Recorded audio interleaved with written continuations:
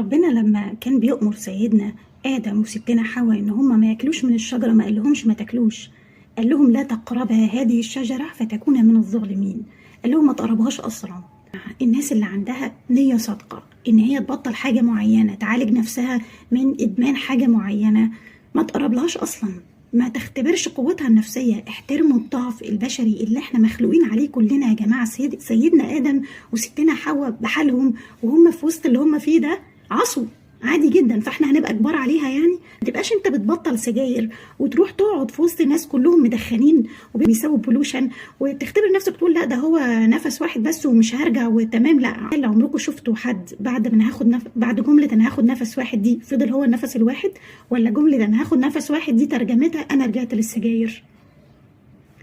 انت عامله اكله بتحبيها وعارفه ان انت لما بتبداي فيها ما بتعرفيش توقفيها، ما تبدايش اصلا، ما تدوقيهاش.